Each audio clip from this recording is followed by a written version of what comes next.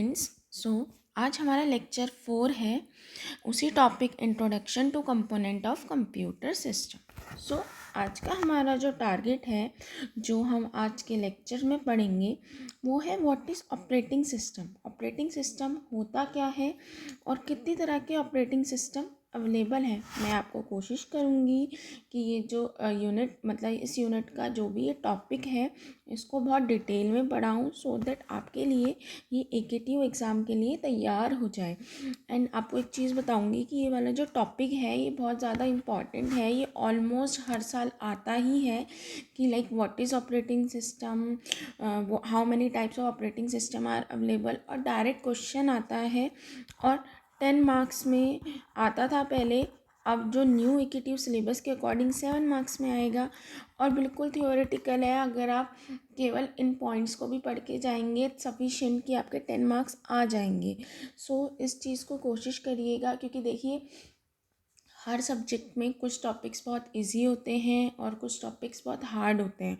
But ऐसा समझिए, कुछ जिन टॉपिक्स को आपको पता है कि बहुत इजी हैं एंड कंफर्म है कि आते ही आते हैं, उनमें आप कोशिश कीजिए कि उनको ज़रूर पढ़ें। देखो, थियोरेटिकल में ऐसा कुछ नहीं होता है कि नंबर कटेंगे या कुछ भी। देखिए, ऑफकोर्स अगर आप नहीं लिखेंगे जो थियोरेटिकल सब्जेक्ट्स होते हैं या थियोरेटिकल पोर्शन होता है किसी भी उसका, उसमें आपका क्या देखा जाता है, पेजेस का कंटेंट।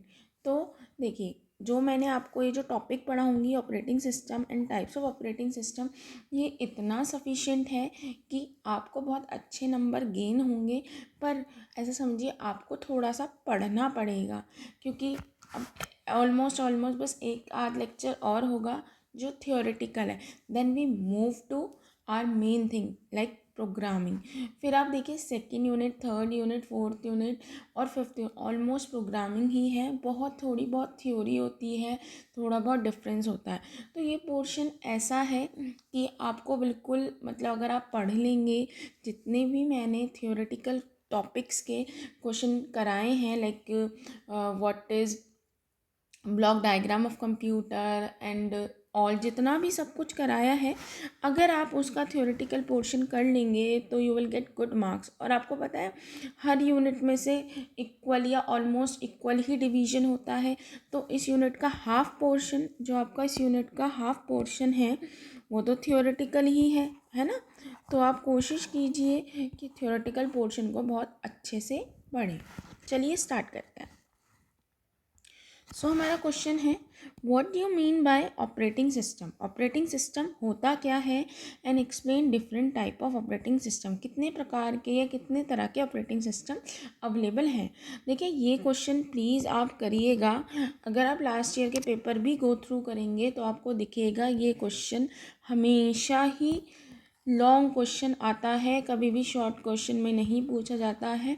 यानी कि आपके जो आपकी बार जो मार्क्स डिस्ट्रीब्यूशन के अकॉर्डिंग ये आएगा तो 7 मार्क्स में ही आएगा। प्लीज़ इसको कोशिश कीजिएगा कि पढ़ लें और याद करें।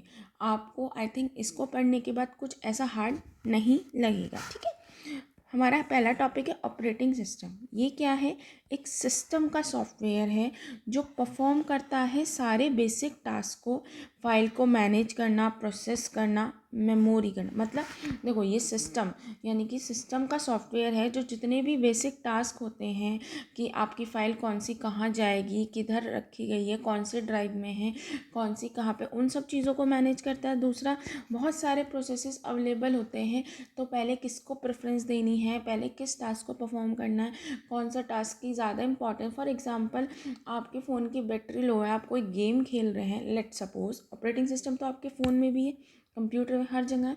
तो आप चाहे कोई भी गेम खेल रहे हो तो पॉपअप आता है ना, योर बैटरी इज़ लो, है ना, ऐसे करके आ जाता है। या फिर सपोज़ आपका हीटअप हो जाता है या आपके फ़ोन की बैटरी ऑटोमेटिकली बंद हो जाता है। या फिर मेमोरी को मैनेज करना कि अब सपोज़ मेमोरी है, अब आप ऐसा समझिए, मेमोरी एक बहुत बड़ी मेमोरी है, जहाँ प्राइमरी मेमोरी आपको पहले पता है, उसका वो पार्टीशन कर देते हैं सो दैट प्रोसेस को अभी आप समझिए, आप ये जो प्रॉपर पढ़ेंगे ऑपरेटिंग सिस्टम, आप कभी in second year third year में ऑपरेटिंग सिस्टम पढ़ेंगे, लेकिन फ़िलहाल थोड़ा सा आपको मैं आइडिया देती हूँ कि ये आपकी मेमोरी होती है, मेन मेमोरी। इसको आप पार्टीशन में डिवाइड कर देते हैं। अभी आप सब सिंपल टर्म में समझिए, आपका पेंसिल बॉक्स है या किट है, उसकी पार्टीशन करे जाते हैं ना इक्वल इक्वल, कि थोड़ा सामान आप लेफ़्ट साइड पे रख लें, थोड़ा इधर की साइड पे रख लें। ऐसे ही ये एक तरह का सॉफ्टवेयर है जो हर चीज़ को मैनेज करता है, फाइल्स की मैनेजिंग करता है, प्रोसेस को मैनेज करता है, मेमोरी को मैनेज करता है। जो ऑपरेटिंग सिस्टम होता है act as a manager of all resource, यानी कि ये मैनेजर का काम करता है हर रिसोर्सेज को। कंप्यूटर के पास जितने भी रिसोर्सेज हैं उन सब चीज़ों को मैनेज करने का काम करते हैं, यानी कि रिसोर्स मैनेजर करता है। अब आपको इसका एग्जांपल देती हूँ। सपोज़ आपको पता है प्रिंटर, सिंपल सा है, प्रिंटर सबके पास बहुत नहीं होते। एक प्रिंटर है, वो आपके लैपटॉप से भी कनेक्टेड है और आपके कंप्यूटर से भी कनेक्टेड है, यानी कि 2 पर्सन बैठे हैं एक रूम में, दोनों ने एक से ही प्रिंटर से काम कर रखा है। ऑफ कोर्स सबके पास इतने प्रिंटर नहीं होते, सब एक प्रिंटर लेते हैं। एक सिंगल प्रिंटर है, देखिए एक बार मैं समझाती हूँ। ठीक है, आपका एक सिंगल प्रिंटर है और 2 पर्सन है, P1 पर्सन 1 पर्सन 2, दोनों ने इससे कनेक्ट कर रखा है। अब सपोज प्रिंटर तो एक टाइम पे एक ही चीज़ को प्रिंट करेगा, ठीक है।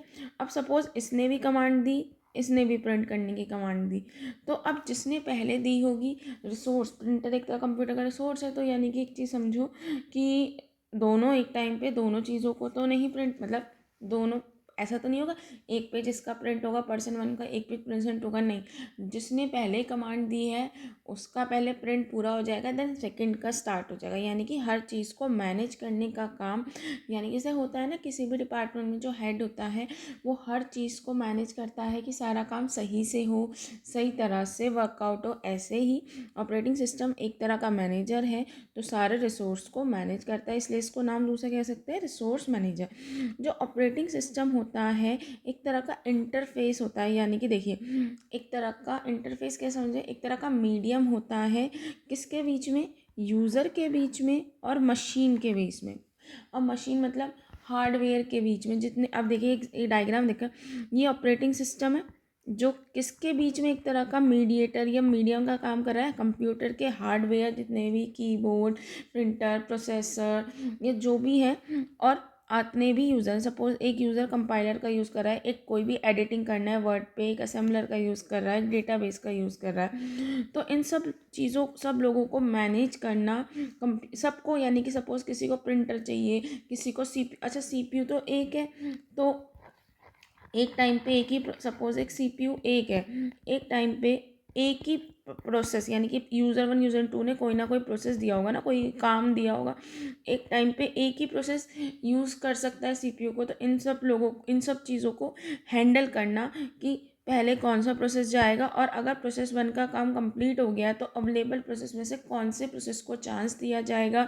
या सपोज P1 को काम, अच्छा एक चीज़ देखिए, P1 ने CPU की नीड नहीं है, उसे कीबोर्ड या समथिंग की नीड है, उसे यूज़र से कुछ इनपुट लेना है, कोई चीज़ प्रिंट करानी है। सपोज़ आप एडिटिंग कर रहे हैं, एडिटिंग करते करते करने के बाद सपोज़ ऐसे समझिए आपने वर्ड फाइल पे, आप वर्ड फाइल है ना, आप वर्ड फाइल पे कुछ भी लिख रहे हैं, ठीक है। आपने लिखा लिखा लिखा, लिखते गए, मतलब लिखा कौन, यूज़र लिख रहा था। तो उस टाइम पे कि वो काम लिख जाए, लिखते रहे वर्ड पे, सारी चीज़ लिखी होती, लिखती रहे, उसमें CPU की नीड थी। लेकिन अब आपको सेव करना है, सेव करने में आपको किसकी नीड है, कीबोर्ड की या माउस की। या तो आप क्लिक करेंगे या Ctrl+S करेंगे या फिर माउस से वहाँ पे जाके ऑप्शन पे क्लिक करेंगे। क्या उस टाइम पे CPU की नीड है? उस टाइम पे नहीं है, जब तक आप क्लिक नहीं कर। तो उस टाइम पे आपको इनपुट आउटपुट डिवाइस की नीड है। आपको लगेगा कि ये तो कुछ मिली सेकेंड या कुछ माइक्रो सेकेंड या कुछ पिको सेकेंड्स के लिए ज़रूरत है, लेकिन कंप्यूटर के लिए इतना समय भी बहुत होता है। तो इस टाइम पे जब यूज़र की नीड है, यानी कि यूज़र को इनपुट आउटपुट डिवाइस की नीड है, CPU की नीड नहीं है, तो उस टाइम पे जो ऑपरेटिंग सिस्टम है CPU को कोई और प्रोसेस एलोकेट कर दे, है ना, उसे, ताकि वो खाली ना बैठे। तो इन सब चीज़ों का ध्यान रखने वाला कौन होता है? Operating system. तो इन नटशेल हम क्या कह सकते हैं? ऑपरेटिंग सिस्टम, देखिए मेन चीज़ याद रखिए, ऑपरेटिंग सिस्टम क्या है? एक तो हमारा है रिसोर्स मैनेजर, ठीक है, हर रिसोर्स को मैनेज करने वाला पर्सन कह लो, मीडिएटर कह लो, ठीक है। दूसरा, ये एक तरह का इंटरफेस होता है, यानी कि एक तरह का मीडिएटर, मीडियम होता है किसके बीच में? बताइए, यूज़र के बीच में और मशीन के बीच में। तीसरा, ये सारे बेसिक टास्क को परफॉर्म करता है, हमारे जितने भी बेसिक टास्क हैं उन सबको क्या करता है? परफॉर्म। फाइल्स को मैनेज करना, प्रोसेस करना, और मेमोरी को भी, प्रोसेस मेमोरी को भी मैनेज करना। आई थिंक ऑपरेटिंग सिस्टम आपको समझ आ गया होगा। अब हम चलते हैं, कितनी तरह के ऑपरेटिंग सिस्टम होते हैं? बहुत तरह के ऑपरेटिंग सिस्टम होते हैं, एंड धीरे धीरे आप हर एक स्लाइड में जानेंगे एक नया ऑपरेटिंग सिस्टम। हाँ, आपको एक चीज़ पता है, क्लियर करती हूँ कि अब मैं जितना ऑपरेटिंग सिस्टम, हर एक ऑपरेटिंग सिस्टम के बारे में 3-3 4-4 पॉइंट पढ़ा रही हूँ। और ऑफ कोर्स आप कहेंगे कि मैम ये जो ऑपरेटिंग सिस्टम है, ये आप इनके बारे में खूब डिटेल पढ़ सकते हो, क्योंकि हर एक ऑपरेटिंग सिस्टम की बहुत डिटेलिंग है। आपको पता है, गैल्विन नाम की एक बुक है जो कि ऑपरेटिंग सिस्टम पे ही बनी है, पूरी बुक है। आप आगे आने वाले सेमेस्टर में इसको पढ़ेंगे तो ये आप, इससे तो आप समझ चुके होंगे कि जो ऑपरेटिंग, जितना मैं आपको पढ़ा रही हूँ वो लिमिटेड नहीं है, वो मतलब ऐसा समझिए कि वो एक छोटा सा पोर्शन है, वरना ऑपरेटिंग सिस्टम की जो मैं कह रही हूँ एक बुक है, तो वो यानी कि इनके बारे में बहुत डिटेलिंग होगी, बहुत सब कुछ होगा। ऑफ कोर्स आपके दिमाग में कई बार क्वेश्चन आएगा, क्या इसको कैसे कर सकते हैं, किस तरह से होगा? हाँ, ऑफ कोर्स जानने वालों के दिमाग में बहुत कुछ आएगा, क्यों, क्या, कि भाई इसको कैसे कर सकते हैं, किस तरह से कर सकते हैं, इसको और कैसे करना चाहिए, ऑफ कोर्स। लेकिन एग्ज़ाम पॉइंट ऑफ व्यू से हर टॉपिक पे जितना मटेरियल नीडेड है, I am giving you that, because right now आपका जो मेन फोकस है AKTU एग्ज़ाम में गुड मार्क्स लाना, अच्छे स्कोर करना, अच्छी परसेंटेज बनाना, 75+ परसेंटेज बनाना। तो जब आपका ये मेन फोकस है तो उस हिसाब से जितना कंटेंट, देखिए कभी भी क्वेश्चन इस तरह से नहीं आया है 5-6 सालों के, even I analysis the paper कि बहुत सालों से, 5-7 सालों से कभी भी क्वेश्चन ऐसे नहीं आया है कि बैच ऑपरेटिंग सिस्टम क्या होता है या कोई भी मल्टी प्रोग्रामिंग ऑपरेटिंग सिस्टम क्या होता है, ये कभी नहीं आता है। हमेशा क्या आता है? ऑपरेटिंग सिस्टम क्या होता है, कितनी तरह के ऑपरेटिंग सिस्टम होते हैं। अगर आपको, आप ये सोचोगे कि हाँ मैम, ऑफ कोर्स मैं मान रही हूँ, आपको ज़रूर लगेगा कि मैम इस टॉपिक के बैच ऑपरेटिंग सिस्टम में 3 पॉइंट है, थोड़ा सा और। हाँ, गैल्विन एक बुक है जिसको आप पूरा पढ़ेंगे, ऑपरेटिंग सिस्टम ही ऑपरेटिंग सिस्टम पढ़ेंगे, उसके बारे में इतना सब कुछ है पढ़ने को, there is always no limit. तो पर सेमेस्टर के हिसाब से इतना सफिशिएंट है। देखो, जानने की कोई लिमिट नहीं होती, आप कितना भी जान सकते हैं, but I will make sure कि हर टॉपिक से उतना कंटेंट ज़रूर आए जितना सफिशिएंट है। तो ऑफ कोर्स अगर आप फर्दर आप पढ़ना चाहेंगे तो ऑफ कोर्स मैं ऑपरेटिंग सिस्टम का ये जो टॉपिक है इसको बहुत डिटेल में, बट सेमेस्टर के हिसाब से ये टॉपिक इतना ही सफिशिएंट है। और ऐसा समझिए कि जब कोई बुक है किसी सब्जेक्ट की तो उसकी तो कोई लिमिट नहीं होगी, लेकिन हाँ, क्वेश्चन हमेशा यही आएगा कितनी तरह के ऑपरेटिंग सिस्टम होते हैं। अब 7-8 तरह के ऑपरेटिंग सिस्टम हैं, तो अगर 7 नंबर में क्वेश्चन आएगा तो देखा जाए तो आप 2 या 3 पेज भरेंगे, तो 2 या 3 पेज में आपको हर एक टाइप के ऑपरेटिंग सिस्टम में 4-4 या 5-5 पॉइंट ही लिखेंगे, तो ऑफ कोर्स इतना सफिशिएंट है। चलिए हम अपने टॉपिक पे स्विच करते हैं again, batch operating system. Batch, अब ऐसा समझिए बैच क्या है, बैच का मीनिंग क्या होता है? बैचेस बनाना। अब देखिए, जैसे आपके बैचेस होते हैं आपकी क्लास में, जब आप कॉलेजेस में पढ़ते हैं तो बैचेस बनाते हैं, section A, section B, section C. वो या तो नेम के बेसिस पे बनाते हैं, किसी रोल नंबर के बेसिस पे बनाते हैं, या आपकी परसेंटेज के बेसिस पे बनाते हैं। इस तरह से आपके बैचेस बनते हैं। सपोज परसेंटेज के बेसिस बनाते हैं, ए सेक्शन वो सेक्शन है जिसमें सबसे अच्छी, जिनकी परसेंटेज 80+ है, बैच सेकंड में जिनमें 60-70 है, बैच 3 जिनमें थोड़ी से कम है। इस तरह से बैचेस बनते हैं, यानी कि एक बैच वो बैच होता है जिसकी सेम तरह की रिक्वायरमेंट है। रिक्वायरमेंट मतलब भाई ऐसा समझिए, बच्चा एक तरह का 80+ वाला बच्चा है तो उसको उसी तरह से पढ़ाना पड़ता है।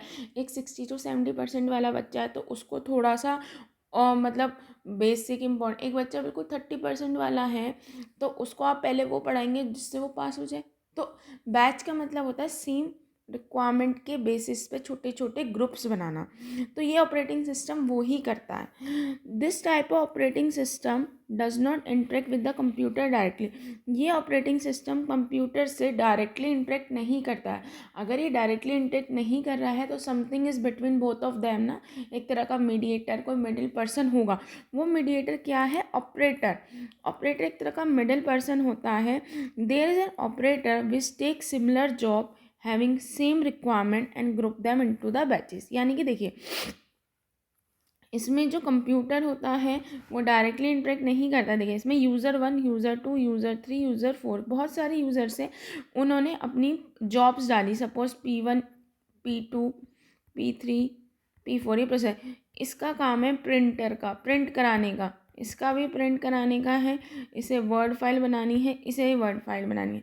तो नॉर्मल सी बात है। अब एक चीज़ बताइए, बैचेस किसे बनेंगे? P1, P2 एक बैच में आ जाएगा, क्योंकि दोनों को क्या कराना है? प्रिंट कराना है किसी PDF को।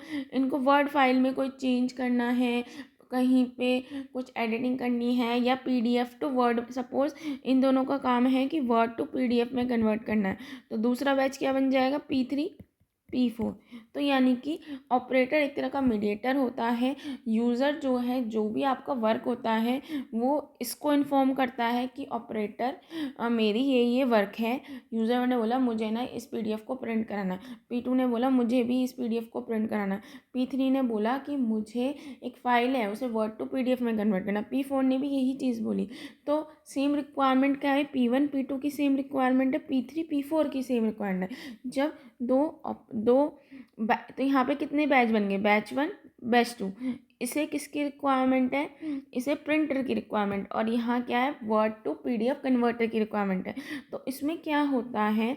सिंपल सा एक ऑपरेटर होता है जो भी यूज़र की इन्फॉर्मेशंस आती है, यानी कि जो भी यूज़र की नीड्स आती हैं, डिमांड होती हैं, उन्हें लिखता रहता है। समझो एक पेज है, एक पेज पे उसने, मैं आपको बहुत ज़्यादा नॉन टेक्निकल में समझाई so that you can write it. एक पेज पे लिखता रहता है कि भाई अच्छा P1 की क्या वर्क नीड है, P2 की, फिर वो उनमें डिवाइड करता है कि कितने सारे प्रोसेस हैं जिनकी सेम रिक्वायरमेंट है, उन्हें बैच 1 में डाल दें, जिनकी दूसरी सेम रिक्वायरमेंट बैच 2 में। ऐसे ही बैचेस बनाता रहता है और फिर उन बैचेस के हिसाब से उन्हें बैच ऑपरेटिंग सिस्टम को प्रोवाइड कर देता है और हर एक प्रोसेस का काम हो जाता है। It is the responsibility of the operator to short the job with similar needs. तो इन नटशेल क्या कहते सकते हैं? इस तरह के ऑपरेटिंग सिस्टम जो है डायरेक्टली इंटरेक्ट नहीं करते कंप्यूटर्स। ऑपरेटिंग सिस्टम का काम ही क्या, अभी तक मैंने क्या बताया?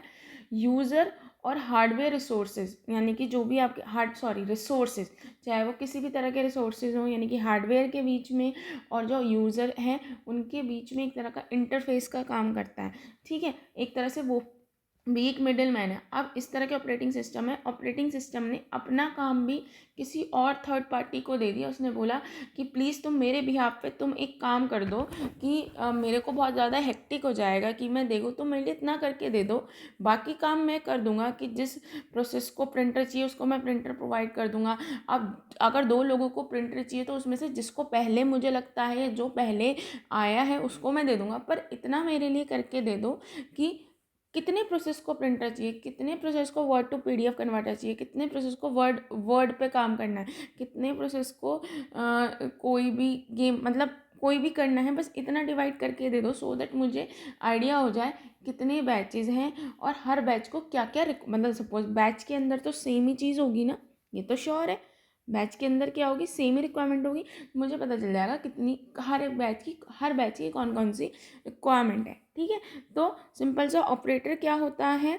वो यूज़र से जॉब लेता है और जिसकी सेम रिक्वायरमेंट होती है उसको एक बैच में डाल देता है। इस तरह से कई सारे बैचेस बन जाते हैं और ये बैचेस ऑपरेटिंग सिस्टम को प्रोवाइड कर दी जाते हैं, बैच ऑपरेटिंग सिस्टम को। और batch operating system according to the requirement of particular batch उनको उनके रिसोर्सेज को क्या कर देता है? प्रोवाइड कर देता है। होप आपको बैच ऑपरेटिंग सिस्टम समझ आया होगा। अब आगे चलते हैं। Multi programming operating system. Multi, एक से ज़्यादा प्रोग्रामिंग करना। ठीक है, multi programming system there are one or more program loaded in the main memory which are ready to execute देखो, मैं आपको नेक्स्ट स्लाइड में बहुत डिटेल में बताऊंगी। एक बार देखिए, ये मेन मेमोरी है आपकी, ठीक है। ऑपरेटिंग सिस्टम मेन मेमोरी में ही ऑपरेटिंग सिस्टम होता है। तो आपकी मेन मेमोरी को आपने डिवाइड किया, मैंने बोला है ना, पार्टीशंस कर देते हैं आप, ठीक है। तो ऐसा समझिए, मेन मेमोरी में एक से ज़्यादा जॉब अवेलेबल है या एक से ज़्यादा प्रोसेस हैं जो रेडी हैं एग्जीक्यूट होने के लिए, यानी कि उन्हें वो चाहते हैं कि उनको सीपीयू, क्योंकि सीपीयू ही हर काम को करेगा, यू नो ना कि सीपीयू ही हर काम को कर सकता है, सीपीयू के बिना कुछ नहीं होगा। तो ऐसा समझिए कि मल्टी प्रोग्रामिंग में क्या होता है, जब एक से ज़्यादा प्रोग्राम होते हैं, मतलब एक से ज़्यादा प्रोग्राम जो है मेन मेमोरी में लोडेड होते हैं, जो रेडी हैं कि उन्हें सीपीयू मिल जाए और वो एग्जीक्यूट हो सके। पर एक चीज़ है कि only one program at a time able to get the CPU for executing its instruction।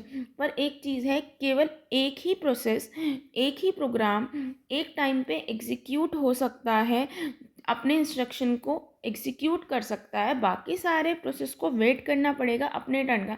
ऐसे समझो, एक ही फैकल्टी है या फिर एक पर्सन, मतलब समझो आप कॉलेज जाते हो, एक फैकल्टी है, चार बच्चों को एक क्वेश्चन पूछना है, मतलब अलग अलग क्वेश्चन पूछना है। तो फिर क्या होगा, पहले एक पूछेगा, बाकी को वेट करना पड़ेगा, फिर दूसरा पूछेगा, बाकी को वेट करना, यही तो होता है। यानी कि सीपीयू वो है एक तरह का फैकल्टी समझ लो, जिसको सारे चीज़ें को, एक तरह का फैकल्टी समझ लो जिसको सारे को डील करना है। तो वो एक टाइम पे एक ही बच्चे को सुन सकता है, बाकी सबको वेट करना पड़ेगा। यहाँ पे यही मतलब है, जो मेन आइडिया होता है मल्टी प्रोग्रामिंग का, कि मैक्सिमम यूज़ कर सके सीपीयू टाइम का, यानी कि सीपीयू कभी भी खाली ना बैठे। अब इसको पहले हम लाइन टू लाइन समझते हैं, नेक्स्ट स्लाइड में इसको आप एक छोटे से डायग्राम के थ्रू मैं आपको समझाने की कोशिश करूँगी। तो पहले 3 पॉइंट को एक बार दोबारा से रिव्यू करते हैं। मल्टी प्रोग्रामिंग सिस्टम, एक सेकेंड में आपको थोड़ा सा रिव्यू दोबारा से कराती हूँ, so that you will learn it. मेरी पूरी कोशिश रहती है कि मैं इस तरह से पढ़ाने की कोशिश करती हूँ कि आपको साथ साथ याद हो जाए।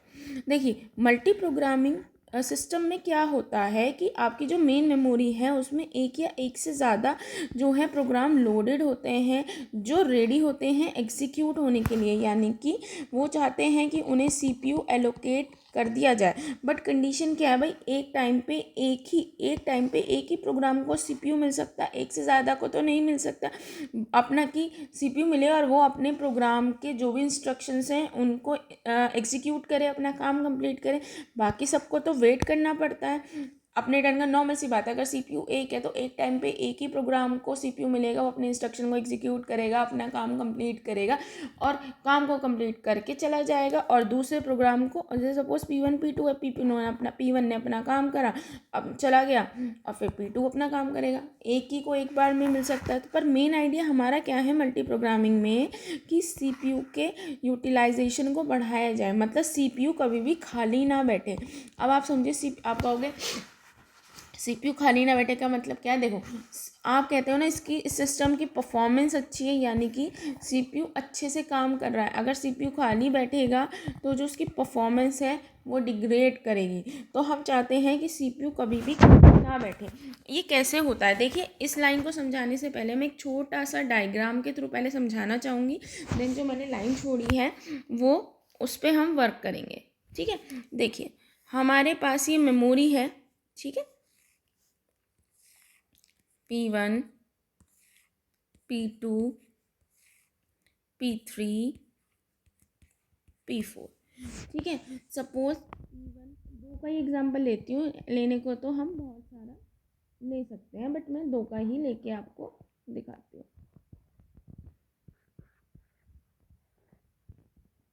ठीक है। सीपीयू बर्स्ट का मतलब समझ लो कि उसे इतने समय के लिए सीपीयू की नीड है।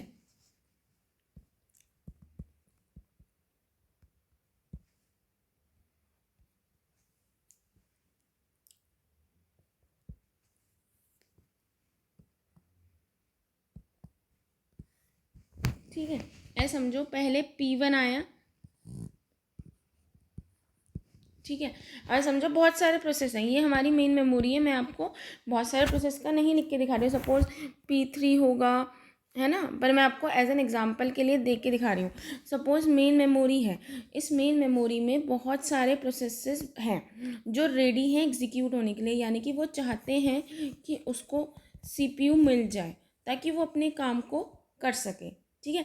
बट सीपीयू हमारे पास क्या है, सिर्फ एक है, तो एक टाइम पे एक ही प्रोसेस तो उसे एग्जीक्यूट कर सकता है। इनको प्रोसेस मतलब एक ही प्रोसेस सीपीयू से अपने काम को करा सकता है, ज़्यादा तो नहीं करा सकता। सपोज P1 पहले आया और P1 को सीपीयू मिल गया और उसे कितने, सपोज 5 मिली सेकेंड 5 माइक्रो सेकेंड की नीड थी, उसने सीपीयू का यूज़ करा। 5 मिनट बाद, अब ऐसे समझो यहाँ पे भी लिख देती हूँ, फिर से सीपीयू, ऐसा समझो। अभी आप ऐसे समझो सीपीयू बर्स्ट को, ऐसे समझ लो सीपीयू की नीड होना। इनपुट आउटपुट डिवाइस का मतलब है कि जैसे कीबोर्ड हो गया, माउस हो गया, इन सब चीज़ों की उसे नीड है। इनपुट आउटपुट यानी कि कोई भी इनपुट आउटपुट डिवाइस की उसे नीड है। इतने सेकंड्स, इतने मिली सेकंड्स, कुछ भी मान लो, ठीक है, इतने कितने भी सेकंड्स, मिली सेकंड, कुछ समय के लिए, या 5 यूनिट मान लो सिर्फ, ठीक है। P1 को 5 मिली सेकेंड के लिए किसकी नीड थी, सीपीयू की नीड थी, तो उसे सीपीयू मिल गया। 5 मिली सेकेंड के बाद उसे क्या नीड है, इनपुट आउटपुट डिवाइस की नीड है, उसे नीड नहीं है। उसे नीड किसकी नहीं है, उसे सीपीयू की नीड नहीं है, उसे कीबोर्ड माउस किसी इनपुट आउटपुट डिवाइस की नीड है। तो अब एक चीज़ बताओ, फिर उसके बाद 4 मिली सेकेंड बाद फिर उसे 1 मिनट के लिए सीपीयू बर्स्ट की नीड है। अब एक चीज़ बताओ कि 4 मिली सेकेंड के लिए फिर तो जो सीपीयू है वो खाली बैठा रहेगा, अगर वो सिर्फ P1 को ही क्या दे अलाउंस की, पहले P1 का काम कंप्लीट हो जाएगा तो मैं P2 को दूंगा, P2 का काम कंप्लीट हो जाएगा तो मैं P3 का काम दूंगा, ऐसे ही तो एक, पर ये तो श्योर है ना, इसमें एक ही प्रोसेस को एक टाइम पे लिया जा रहा है। लेकिन आप एक चीज़ बताओ, अब P1 5 मिली सेकेंड काम करने के बाद वो किसके पास चला गया, इनपुट आउटपुट डिवाइस के पास चला गया 4 मिली सेकेंड के लिए। अब 4 मिली सेकेंड के लिए सीपीयू खाली बैठा है ना, अगर जब वो खाली है और बहुत सारे प्रोसेसेस P2 P3 मेमोरी में हैं, वो भी चाहते हैं कि उन्हें सीपीयू मिल जाए, वो भी चाहते हैं कि वो भी अपने काम को कर सकें। अब 4 मिली सेकेंड के लिए रेदर देन दिस वो क्या करेंगे कि भाई P2 को क्या कर देंगे, वो असाइन कर देंगे, यानी कि जितने समय के लिए P1 खाली है, P1 खाली इन सेंस P1 को सीपीयू की नीड नहीं है और सीपीयू खाली बैठा है, हम क्या करेंगे, P1 को तो हम भेज देंगे कि ठीक है आप जाइए इनपुट आउटपुट के पास, ठीक है, और P2 को सीपीयू असाइन कर देंगे 3 मिली सेकेंड के पास, ठीक है। अब 3 मिली सेकेंड के लिए वो सीपीयू का काम कर रहा है और इसको कितने की नीड है, 4 मिली सेकेंड की। तो अब जो है हमारे पास एक वेटिंग क्यू है, जैसे आपने कभी देखा है बार्बर होता है, बार्बर के पास जैसे लोग जाते हैं बाल कटवाने, तो एक पर्सन अगर पहले से ही बाल कटवाया, दूसरा बैठ जाता है, तो P2 जो है यहाँ पे आके इनपुट आउटपुट क्यू में वेट करेगा। अब सपोज फिर से भाई 3 मिली सेकेंड हो गए, ये तो अभी वापस नहीं आया, 3 मिली सेकेंड के बाद भी इसके पास कितने मिलीसेकेंड बच रहे हैं, एक, क्योंकि यहाँ 4 है और यहाँ क्या है 3, तो इतनी देर ये खाली बैठा रहेगा। तो जब ये खाली बैठा रहेगा फिर से सीपीयू फ्री हो गया। अब इतने समय के लिए जब वो खाली है तो P3 को भेज देंगे। अब P3 को भेज देंगे तो उस टाइम पे P3 अपना एग्जीक्यूट हो जाएगा, P1 वेट करेगा क्यू में आके कि भाई अब P3 का जब काम कंप्लीट हो जाएगा तो मुझे टर्न मिल जाएगा। तो इस तरह से अब जब P3 का काम कंप्लीट हो जाएगा P1 को मिल जाएगा, P1 के बाद इतने P2 लौट के आ जाएगा।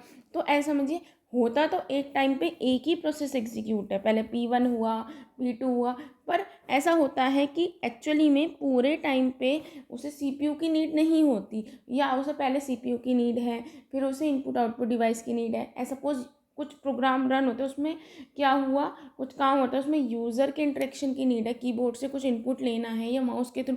अब जो यूज़र होता है, हम ह्यूमंस होते हैं, वो 1 मिनट या 1 सेकंड तो लगाएंगे कीबोर्ड को प्रेस करने में, और कंप्यूटर के लिए 1 सेकंड भी बहुत ज़्यादा होता है, इतने में वो कुछ और काम कर सकता है। तो मल्टी प्रोग्रामिंग में हम क्या करते हैं, सीपीयू को खाली नहीं बैठते हैं, जितना एक प्रोसेस को सीपीयू की नीड थी, ठीक है, उतने समय के लिए उसे सीपीयू मिल गया, जब उसे इनपुट आउटपुट की नीड होती है उतने समय में किसी और को एलोकेट कर देते हैं। जब वो वापस आ जाता है तो भाई देखो, सपोज तुम कह रहे हो, ऐसा समझो तुमने कहा मेरे ना बाल काट दो, तो एक साइड से बाल कट गए, तो तुमने एकदम, तुम्हारा अर्जेंट कॉल आ गया।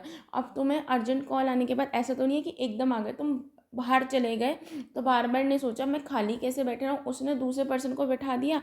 अब दूसरा पर्सन अपना काम कर रहा है तो तुम उससे ये थोड़ी कहोगे कि भाई उठ जा, मेरी टर्न आ गई। नहीं, आप बैठ जाओगे ना पीछे सीट पे कि ठीक है इसका काम, तो बार बार कभी खाली नहीं बैठा, वो तो कोई ना कोई कर रहा है। ऐसे सीपीयू को हम खाली नहीं बैठने देते मल्टी प्रोग्रामिंग। हम क्या करते हैं, पहला जो प्रोसेस आया उसको दे दिया, अब उसे किसी वजह से इनपुट आउटपुट पे जाना पड़ा तो किसी और प्रोसेस को असाइन कर दिया, उसका काम हो गया, तो जो पहला वाला था वो वापस लौट के आ गया, तो उसे क्यू में बैठा दिया।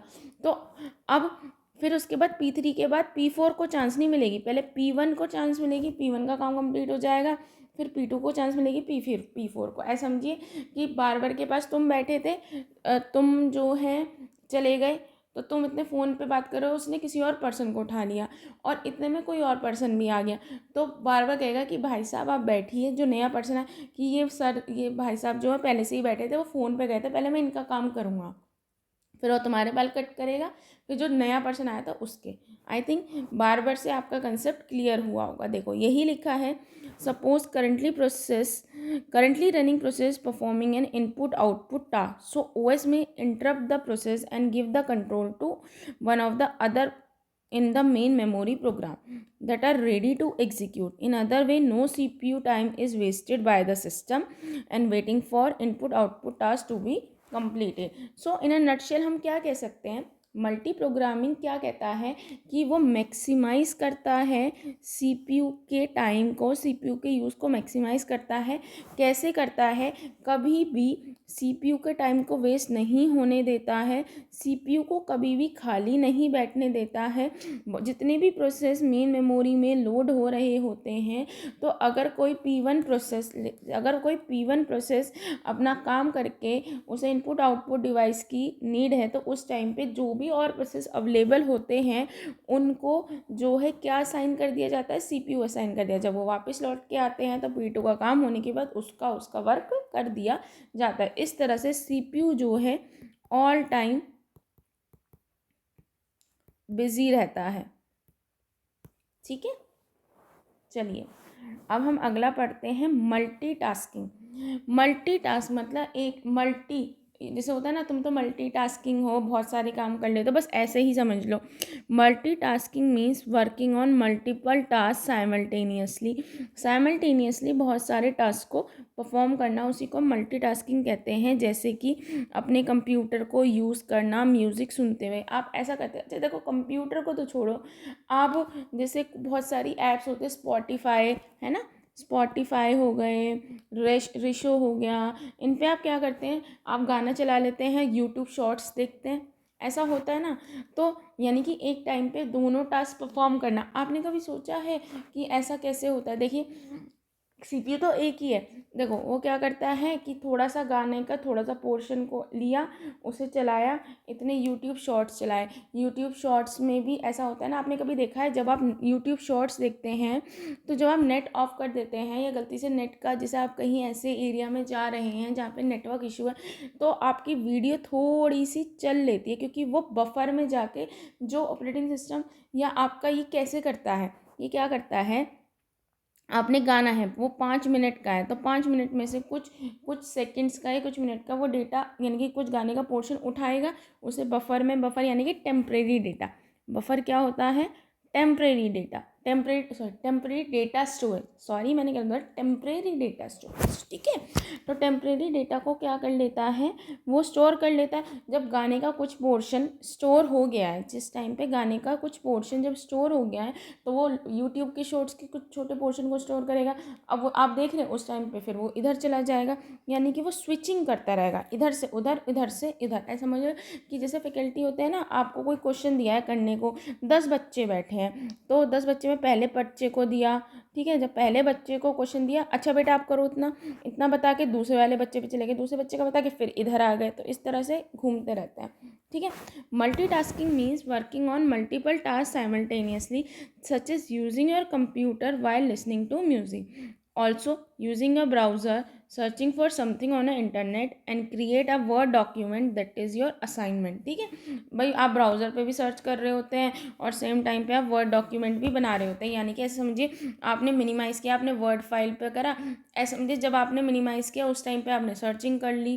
ठीक है, it appear that all one of the task are taking place at a same time. आपको ऐसा फील आता है कि सारे टास्क एक टाइम पे ही परफॉर्म हो रहे हैं, यानी कि आपको ऐसा इल्यूजन होता है। आपको क्या होता है, ऐसा इल्यूजन क्रिएट होता है कि सारे टास्क एक टाइम पे ही परफॉर्म हो रहे हैं, आप सारे टास्क को एक टाइम पे ही कर रहे हैं, पर एक्चुअल में ऐसा कुछ नहीं होता है। It is not all the task happening simultaneously. ऐसा बिल्कुल नहीं है। सारे the processor move between them at such pace that we believe that they are happening simultaneously, यानी कि जो प्रोसेसर होता है, ऑपरेटिंग सिस्टम क्या करता है, स्विच करता रहता है प्रोसेस को। कभी P1 प्रोसेस है, P2 प्रोसेस है, यानी कि ऑपरेटिंग सिस्टम कभी P1 को CPU एलोकेट कर देता है, कभी P2 को, और वो इतने फास्ट पेस से होता है, इतने फास्ट पेस से होता है, आपको ऐसा लगता है कि दोनों का एक तरह से ही हो रहे हैं। अब आप इतने में सोच के आप थोड़ा सा कंफ्यूज हो गए होंगे कि मैं मल्टी प्रोग्रामिंग और नहीं, मल्टी प्रोग्रामिंग में क्या होता है कि एक प्रोसेस है P1, उसको CPU मतलब P1 प्रोसेस है, उसे CPU असाइन कर दिया। अब कुछ समय के लिए वो खाली है, उसे CPU की नीड नहीं है, उसे इनपुट आउटपुट की नीड है, तो CPU खाली ना बैठे, आपने P2 दूसरा प्रोसेस असाइन कर दिया, आपने ये किया है। लेकिन मल्टीटास्किंग में क्या करते हैं, आप एक टाइम पे ही दोनों टास्क, यानी कि गाने भी सुन रहे हैं और वो भी कर रहे हैं। वो ऐसे होता है, बफर में थोड़ा सा डेटा स्टोर करवा दिया CPU के थ्रू, दूसरा डेटा उसमें स्टोर करा दिया, तो ऐसा आपको फील आता है, इस तरह से इल्यूजन आता है कि एक टाइम पे आप दोनों काम कर रहे हो, पर कर आप ऐसा नहीं रहे होते हैं। या आपने गाने चला लिए पीछे और आप यूट्यूब देख रहे हैं, शॉर्ट्स देख रहे हैं, कोई PDF पढ़ रहे हैं। देखिए, ऐसा समझिए आप वर्ड या PDF को एक बार डाउनलोड, मतलब एक बार वो जब आप PDF खोलते हैं तो एक बार गोल गोल गोल गोल घूमता है, यानी कि PDF एक बार आ गई, CPU का काम खत्म हो गया, आप उसे पढ़ रहे हैं, गाने सुनते जा रहे हैं। Multitasking is similar to multi programming in that CPU is assigned to a processor for a specified period of time, यानी कि कुछ समय के लिए, बस ऐसा समझिए मल्टी प्रोग्रामिंग में आप टाइम क्वांटम या टाइम स्लाइस, यानी कि थोड़ा सा समय देते हैं। अभी समझाया था ना, एक फैकल्टी पहले इसके पास गया, फिर 2 सेकंड के इसके पास गया, दूसरे बार से गया, इसको हम कैसे कह सकते हैं, context switch. After which CPU contact switch to another process, यानी कि ऐसे समझ 2 मिली सेकेंड के लिए वो इसके पास था, फिर इसको करने का इसके पास गया, फिर इसके पास गया। यहाँ वहाँ पर क्या था, देखिए जो मल्टी प्रोग्रामिंग था वहाँ पर टाइम क्वांटम फिक्स नहीं था। वहाँ तो ये था कि जो प्रोसेस पहले आया उस प्रोसेस का पहले जितनी बार भी उसे नीड थी उसको मिल गई, फिर अगर वो उस टाइम पे उसे CPU की नीड नहीं है तो CPU को खाली बैठाने की जगह आपने दूसरा प्रोसेस दे दिया। लेकिन यहाँ पे क्या है, ऐसा नहीं कर रहे हैं। आप क्या कर रहे हैं कि सपोज, एक सेकेंड, यहाँ पे हम क्या कर रहे हैं कि P1 प्रोसेस है और P2 प्रोसेस है। इसको बोला कि मैं 2 मिली सेकेंड के लिए तुम्हारे पास आऊँगा, फिर 2 मिली सेकेंड के बाद तुम्हारे पास आ जाऊँगा, 2 मिली सेकेंड के बाद तुम्हारे पास आ जाऊँगा, फिर 2 मिली सेकेंड के पास तुम्हारे पास आ जाऊँगा, फिर दोबारा तुम्हारे पास आऊँगा, फिर दोबारा तुम्हारा, इस तरह से ये सारे काम एक साथ चलते रहते हैं, क्योंकि 2 मिली सेकेंड में वो इतना कंटेंट या इतना वर्क इसका कर देता है कि इसको लगता है अच्छा मेरा वर्क चल रहा है। फिर ऐसा मैं यूट्यूब देख रही हूँ और मैं गाने सुन रही हूँ, तो मेरा यूट्यूब का जो, सपोज़ मैं कोई वीडियो देख रही हूँ और मैं कोई भी मूवी देख, तो मेरा इतना कंटेंट सेव हो जाता है या फिर इतना वर्क हो जाता है कि मुझे पता नहीं लगता कि अच्छा पीछे गाने भी चल रहे हैं या कुछ चल रहा है, मुझे कोई दिक्कत नहीं होती। या सपोज़ मैं गाने सुनते हुए कोई वर्ड फाइल खोल के बैठ गई, या मैं फेसबुक पे स्क्रॉल कर रही हूँ, या कोई भी चीज़ कर रही हूँ, तो ऐसे पता नहीं लगता। आपको लगता है कि आपके गाने भी साथ साथ चल रहे हैं और आप फेसबुक पे स्क्रॉल भी कर पा रहे हैं, यानी कि दो काम, कोई भी दो काम एक साथ होना। ठीक है, it run various program at a time. आपको फील आता है कि आप बहुत सारे प्रोग्राम एक टाइम पे कर रहे हैं, यानी कि आप इन्हें नटशेल क्या कह सकते हैं, आप नटशेल ये कह सकते हैं, मल्टीटास्किंग आपको ऐसे फील कराता है कि आप एक टाइम पे एक से ज़्यादा काम कर रहे हैं, पर एक्चुअली में ऐसा नहीं होता है। बस वो कंटेक्स्ट स्विच को अभी आप समझिए, 2 मिनट के लिए तुम्हारे पास, फिर 2 मिनट के लिए तुम्हारे पास, 2 मिनट के लिए तुम्हारे पास। तो ऐसा सपोज मैं तुम्हें इतना, सपोज 4 बच्चे हैं, ऐसा समझो, सपोज 4 बच्चे हैं, P1 P2 P3 मैं तुम्हें इतना समझा के चली गई कि तुम्हें इतना करने में टाइम लगा, फिर मैं तुमको इतना समझा के चली गई, फिर ऐसे इतने में तुम्हारा काम कंप्लीट हुआ, मैं तुम्हारे पास वापस आ गई, तो तुमको ऐसा लगा ही नहीं कि मैं तुम्हारे पास से गई हूँ। ये जैसे फैकल्टी करती है, फैकल्टी तो एक ही है, क्लास में अगर 100 बच्चे हैं तो फिर कैसे होगा, ठीक है। अब देखो, the PC require huge memory to execute the multitask. ये एक चीज़ है कि भाई मेमोरी की बहुत नीड होती है अगर आप मल्टीटास्किंग कराना चाहते हैं, यानी कि रैम रोम का साइज़ जो है बहुत ज़्यादा अच्छा होना चाहिए अगर आप मल्टीटास्किंग कराना चाहते हैं।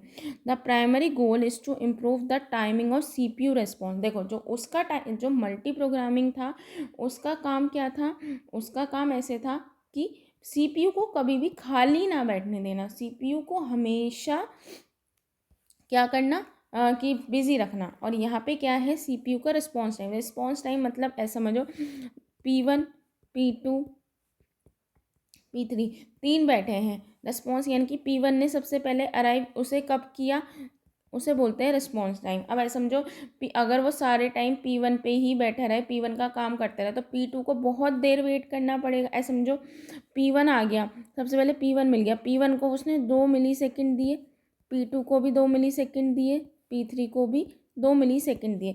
ये आए थे 0 मिली सेकेंड, यानी कि स्टार्टिंग, यानी कि समझो 0 मिली सेकेंड, यानी कि एकदम ऐसे हम जीरो से स्टार्ट कर रहे हैं। तो इसको कितनी देर बाद रिस्पॉन्स मिला, P1 को रिस्पॉन्स मिला 2 मिली सेकेंड, यानी कि रिस्पॉन्स का मतलब है P1 को कितनी देर बाद सीपीयू ने अप्रोच किया, यानी कि उसको उसका काम करके दिया। P2 को कितनी देर बाद रिस्पॉन्स मिला, 4 मिली सेकेंड, P3 को 6 मिली सेकेंड, है ना। अब अगर ऐसे समझो P1 को 10 मिली सेकेंड की नीड थी, इसको 5 मिली सेकेंड सीपीयू की नीड थी, और यानी इनका बर्स्ट टाइम 10 मिली सेकेंड, इसका 5 मिली सेकेंड और इसका 3 मिली सेकेंड। अगर सीपीयू सिर्फ P1 का काम करके देता तो कितनी देर इसको इसको तो चलो मिल जाती, 1 सेकेंड, है ना। सॉरी एक चीज़ थोड़ा सा मैंने गड़बड़ कर दी, दोबारा से सुनिए। देखिए एक बार दोबारा से, जैसे सीपीयू है, सीपीयू ने P1 P2 P3, हाँ सही P1 P2 P3, ये मैंने सही बताया था आपको, एक बार दोबारा समझा देती हूँ। ये तीनों 0 मिली सेकेंड पे, यानी कि बिल्कुल स्टार्टिंग में आ गई थी। इसने इसको मतलब इसने 0 मिली सेकेंड पे ही आपको अप्रोच कर लिया, और इसने कितना समय दिया, तो इसका P1 का रिस्पॉन्स टाइम क्या हो गया, 0 मिली सेकेंड, यानी कि इसको आते ही सीपीयू ने इसका काम कर दिया। P2 को 2 मिली सेकेंड दिए, इसको भी 2 मिली सेकेंड दिए, कितनी देर बाद इसका काम 2 मिली सेकेंड के लिए किया, 2 मिली सेकेंड बाद इसका काम किया ना। और सीपीयू ने P3 का काम कितने मिलीसेकंड बाद किया, 4 मिलीसेकंड, ऐसा समझो ये तीनों 0 मिलीसेकंड पे आ गए, ठीक है। और आते ही P1 को उसने काम कर दिया, तो उसको कोई वेट करना पड़ा, नहीं करना पड़ा। लेकिन P2 को कितना वेट करना पड़ा, जितना P1 को काम, जितनी देर P1 को उसने क्या दिया, टाइम दिया। फिर P3 को कितना वेट करना पड़ा, जितना P1 P2 को दिया।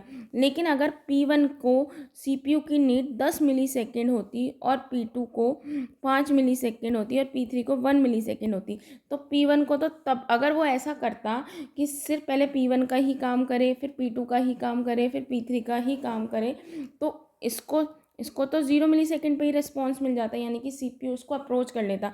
लेकिन P2 को कितनी देर वेट करना पड़ता, 10 मिलीसेकेंड का, क्योंकि अगर P1 का काम कंप्लीट होता तभी तो आता। और P3 को 10 + 5 = 15। देखो रिस्पॉन्स टाइम कम है ना, इसमें रिस्पॉन्स टाइम बहुत देर बाद, रिस्पॉन्स का मतलब है अप्रोच करना। लेकिन यहाँ पे हमारा गोल है कि सीपीयू का जो रिस्पॉन्स टाइम है उसको क्या करना, इम्प्रूव करना, उसको इंक्रीज करना। User can engage with the system during multitasking, यानी कि यूज़र जो है एंगेज रहे मल्टीटास्किंग के दौरान। For example by typing a letter while printing the process in a running, यानी कि सपोज सीपीयू जो है, आपने कोई कमांड दी कि मेरी ये जो पीडीएफ है इसको प्रिंट कर दो, या वर्ड फाइल को प्रिंट कर दो, तो प्रिंट होती रहेगी, और आप जो भी टाइपिंग कर रहे हैं वो टाइप होता रहे। क्योंकि देखो आप टाइपिंग, सपोज सीपीयू तो एक ही है, CPU तो दो नहीं है, पर ऐसा समझो आप जब टाइप कर रहे हो तो टाइप करते हो आपको CPU की नीड है नहीं, आपको टाइपिंग के टाइम पे तो कीबोर्ड की नीड है, पर वो स्टोर हो जाए मेमोरी में उस टाइम पे आपको, आप टाइप करने में आपको आपको अगर मैं कह रही हूँ आपने ही इज़ भी डाला है, शी इज़ भी डाला, तो इतने टाइप करने में आपको कुछ सेकंड्स तो लगे होंगे। कंप्यूटर के लिए सेकंड्स भी बहुत ज़्यादा है, इतने वो दूसरे का काम कर देगा। समझ आया? तो एज सपोज आपको हमेशा दूसरा काम क्या है, यहाँ पे प्रिंट निकालना, पेपर का प्रिंट निकालते रहना, तो यानी कि आपको तो लगेगा कि आपके दोनों काम हो रहे हैं, पर एक्चुअली में कंटेक्स्ट स्विचिंग हो रही है। Multitasking is highly complicated system, it is based on time slice principle. Time slice मतलब कि कुछ अमाउंट ऑफ टाइम से 2 मिलीसेकंड हर एक प्रोसेस को, या 1 मिलीसेकंड या 1 माइक्रोसेकंड हर एक प्रोसेस को दी जाती है, which assign a fix amount of time to each activity to be completed. It is specially useful when a program require a high level of parallelism. अगर ये तब यूज़ होता है जब उसको हाई लेवल ऑफ पैरेललिज्म की need होती है। हाई लेवल ऑफ पैरेललिज्म का मतलब होता है आपको चाहिए कि बहुत सारे प्रोसेस एक टाइम पे ही एग्जीक्यूट होते रहें, ठीक है। It provide the set amount of time for each program to run, यानी कि यहाँ पर आपको एक फिक्स अमाउंट ऑफ टाइम दिया जाता है हर प्रोग्राम को रन करने के लिए। तो एक बार छोटा सा इसको, ताकि आपको कन्फ्यूजन ना हो, इसका हम देखो ये क्विक रिव्यू लेते हैं।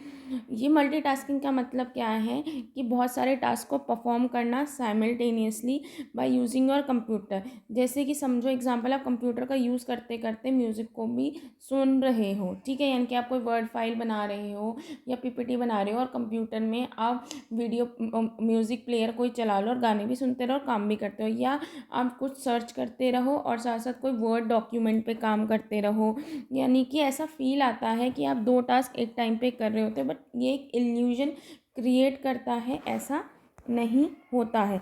इसकी रिक्वायरमेंट क्या है कि रैम रोम के लिए ह्यूज मेमोरी होनी चाहिए। I think you understand this. अब देखो एक एग्जांपल भी दे रखा है कि देखो ऑपरेटिंग सिस्टम है, अब म्यूज़िक है, एक्सेल है, ब्राउज़र है, तो क्या होगा, आप जो है गाने भी सुन रहे हो, एक्सेल पे भी काम कर रहे हो, ब्राउज भी कर रहे हो, वही जो चीज़ मैंने आपको पीछे समझाई ये वही चीज़ है। अब आता है multi processing operating system. Multi processing sometime refer to executing multiple process at a time. कई बार ऐसा लगता है मल्टी प्रोसेसिंग का आपको फील आता है कि बहुत सारे प्रोसेस को आप या बहुत सारे प्रोग्राम को आप एग्जीक्यूट कर रहे हो सेम टाइम पे, पर ऐसा नहीं है।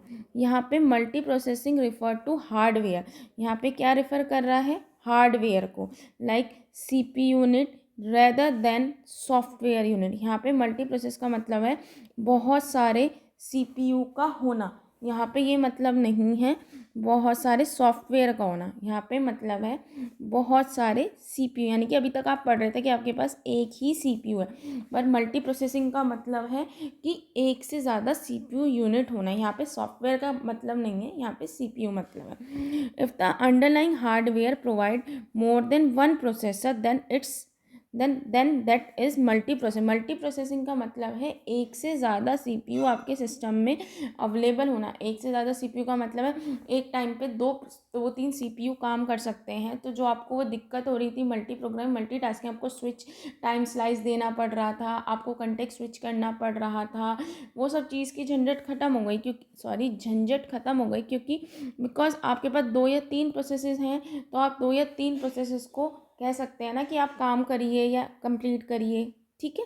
Several variation on the basis of scheme like multi core on one die या multiple die in one package और multiple package in one system. ऐसा समझिए एक से ज़्यादा प्रोसेसर होना या 2-3 प्रोसेसर होना, ये इस तरह से कुछ वेरिएशंस आते हैं, यानी कि एक पैकेज के अंदर ही बहुत सारे होना या 1-2 होना, ये कुछ वेरिएशन है मल्टी प्रोसेसिंग के।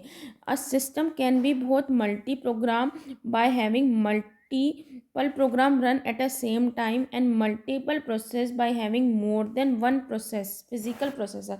ऐसे समझिए कि जो सिस्टम हो सकता है, इसका जो ये ऊपर बोला था ना कि मल्टीपल डाई, इसका मतलब क्या है, इसका मतलब ऐसे समझिए कि एक सिस्टम में 2 सीपीयू हो सकते हैं और हर एक सीपीयू पे मल्टी प्रोग्रामिंग लग रही है। यानी कि सपोज एक मेमोरी है, मेमोरी के अंदर आपके पास P1 P2 P3 P4 है।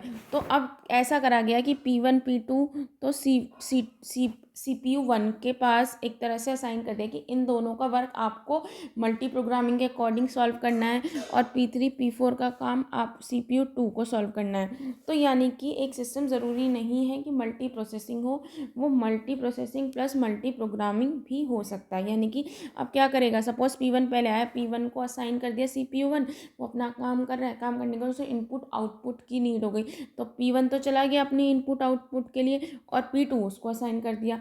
अब P3 CPU 2 को असाइन था, CPU 2 में P3 का काम थोड़ा सा कंप्लीट हो गया, वो इनपुट आउटपुट के लिए चला गया तो उसको दे दिया। यानी कि multi programming plus multi processing एक तरह से बेटर वर्जन है, परफॉर्मेंस को बहुत ज़्यादा इंक्रीज करता है।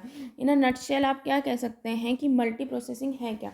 मल्टी प्रोसेसिंग है कि मल्टीपल CPU यूनिट्स का यूज़ करना। ठीक है, आइए नेक्स्ट देखिए, ऐसा समझिए कि आपके पास देखिए एग्जाम्पल भी दे रखा है कि आपके पास बहुत सारे प्रोसेसर्स हैं। आपके पास सपोज ऐसे एग्जाम्पल के तौर पे दिया जाए CPU 1 CPU 2, आपके पास प्रोसेस हैं P1 P2 P3 P4।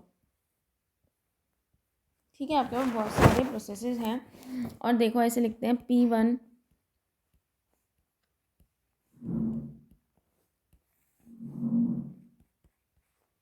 CPU की नीड, इनपुट आउटपुट की नीड, CPU की नीड। सपोज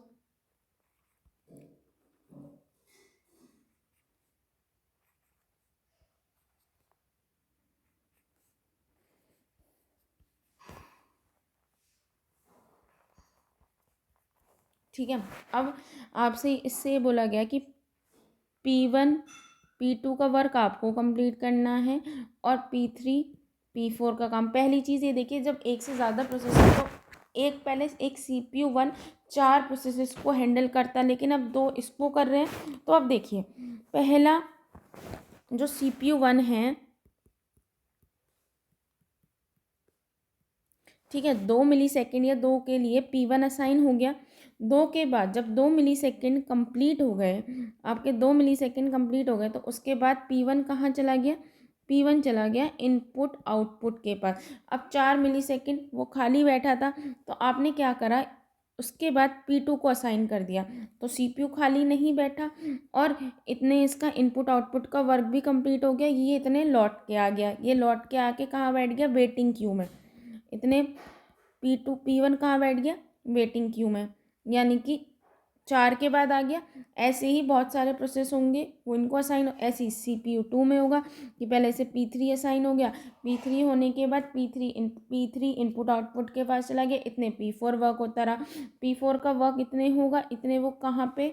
क्यू में वेट करता रहा। तो ऐसा समझिए, कभी भी कोई भी CPU खाली नहीं बैठेगा और आपके हर एक प्रोसेस जो है एक दूसरे से, ये जो मैं आपको ये इस तरह से समझा रही हूँ, इन्हें आपको लिखने की ज़रूरत नहीं है, इट जस्ट गिवन आइडिया आपको थोड़ा सा कि क्या होता है। इन ए नटशेल आप ये कह सकते हैं मल्टी प्रोसेसिंग क्या होता है, एक से ज़्यादा प्रोसेस जब CPU में होते हैं, एक से ज़्यादा प्रोसेस जब सिस्टम में होता है तो परफॉर्मेंस को इंक्रीज़ करता है और एक सिस्टम मल्टी प्रोसेसिंग और मल्टी प्रोग्रामिंग दोनों हो सकते हैं। ठीक है, अब आगे पढ़ते हैं multi threading. Multi threading operating system क्या होता है? मल्टी थ्रेडिंग एक तरह का एग्जीक्यूशन मॉडल है जो अलाउ करता है कि आप single process to have a multiple code of segment. यानी कि समझिए, आपका एक प्रोसेस है, ठीक है, इसमें बहुत सारे इंस्ट्रक्शंस हैं, ठीक है, अब ऐसे समझो उनको मैंने डिवाइड कर दिया और इस छोटे छोटे पोर्शन को ही मैंने एक नाम दे दिया thread.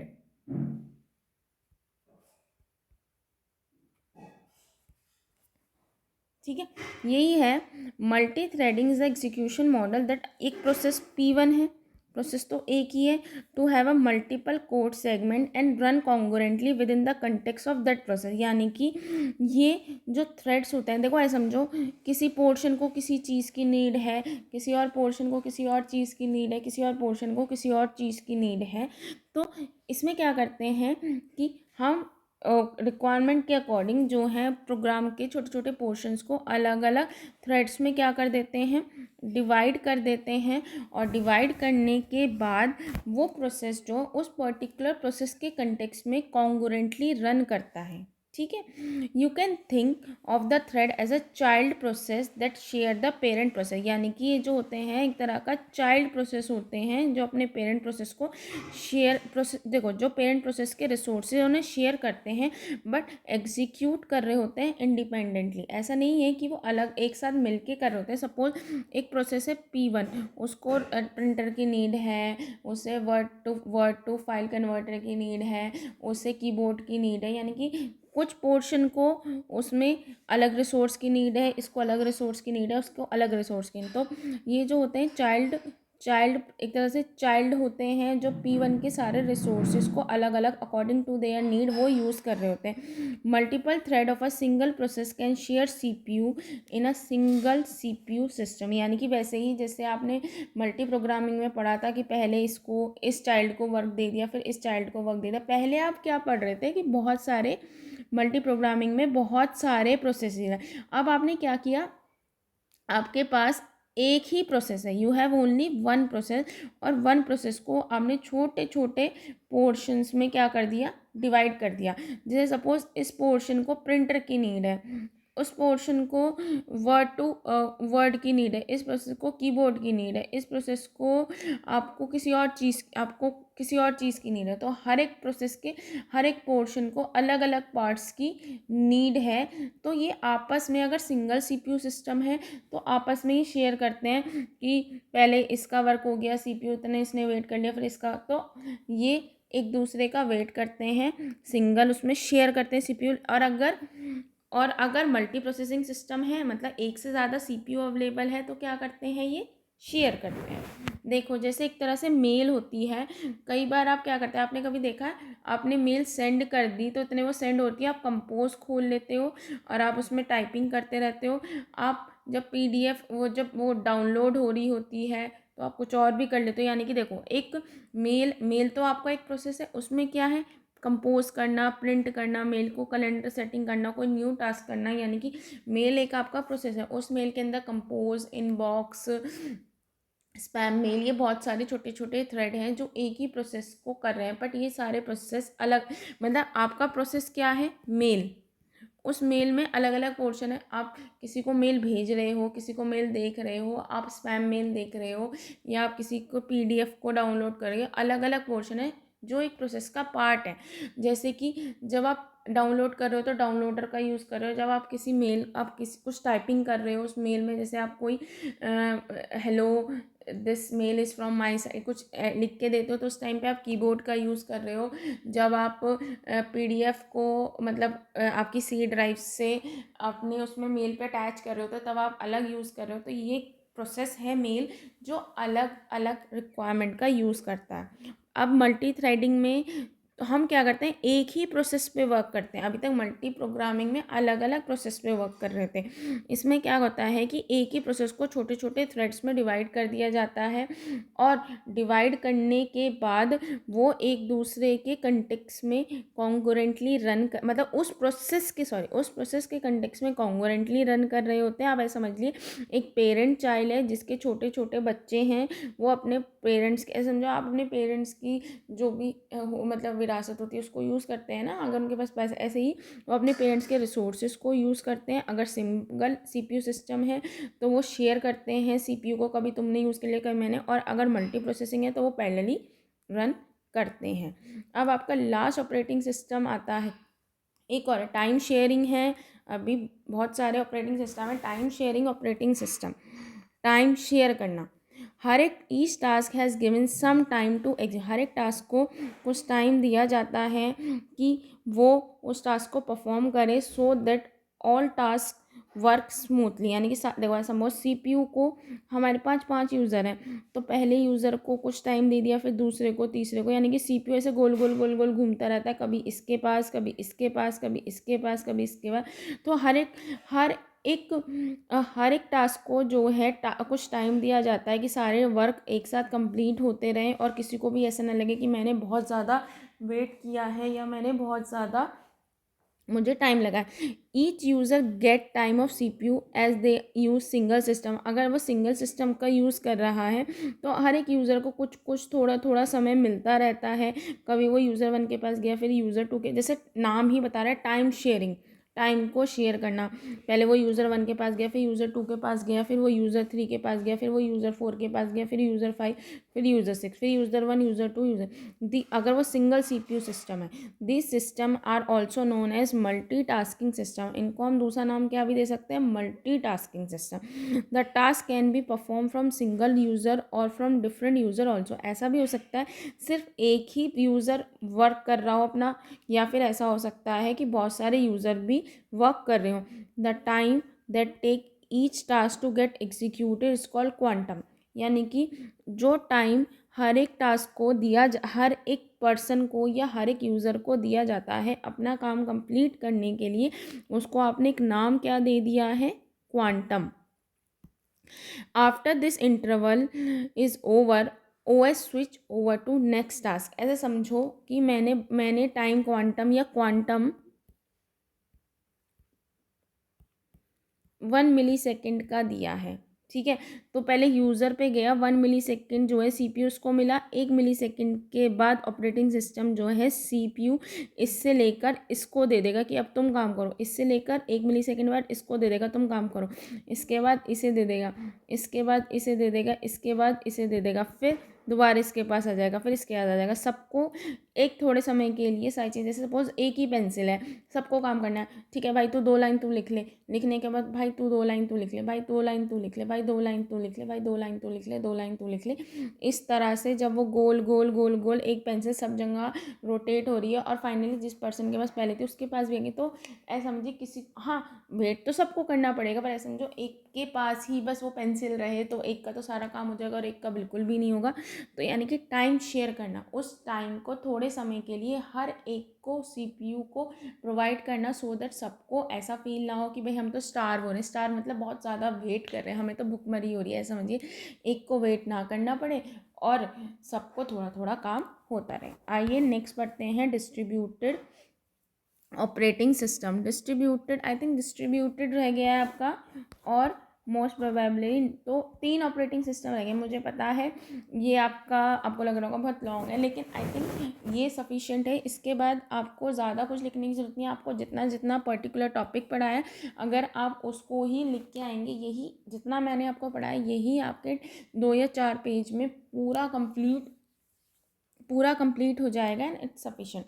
Various autonomous interconnected computer communicate each other using a shared communication link. यानी कि बहुत सारे कंप्यूटर जो हैं, ऑटोनॉमस कंप्यूटर एक दूसरे से कनेक्ट होते हैं। देखिए जैसे दे रखा है बहुत सारे कंप्यूटर, ये सपोज ये कंप्यूटर 1 है, ये कंप्यूटर 2 है, कंप्यूटर 3 है, कंप्यूटर 4 है। ये बहुत सारे कंप्यूटर्स एक दूसरे से कनेक्टेड है, कम्युनिकेशन नेटवर्क के थ्रू एक दूसरे से ये कनेक्टेड होते हैं।